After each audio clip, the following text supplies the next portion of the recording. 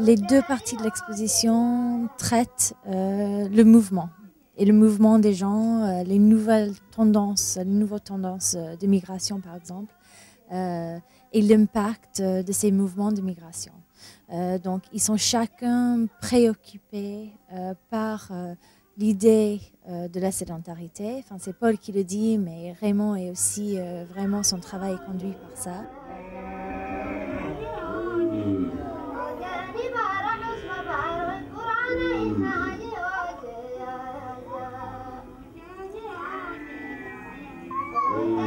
Ce qui est intéressant d'en donner la parole, c'est déjà c'était un projet axé sur les langues maternelles.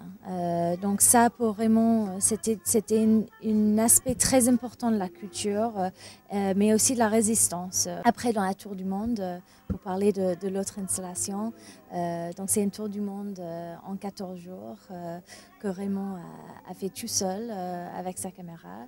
Et bien sûr, ça oppose un peu ville-campagne dans les deux salles d'exposition, mais ça lui a permis aussi de faire un voyage un peu plus personnel, ou un voyage de réflexion sur ce que ça voulait dire pour lui d'avoir un terre natale.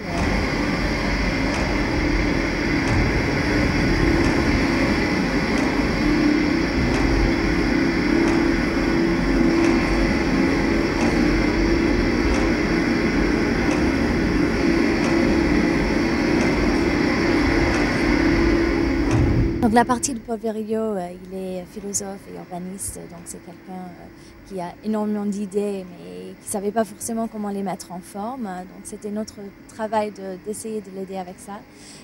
Et donc on a travaillé avec une équipe d'architectes, Delors Scofidio et Renfro, qui ont collaboré ensuite avec des graphistes, des programmateurs, des cartographes. L'idée de la traçabilité, qui est une idée très centrale à son discours dans cette expo, c'est que pour lui, notre identité va devenir nos trajets. C'est-à-dire, on ne sera plus défini par notre terre natale, mais par les terres par lesquelles on a passé.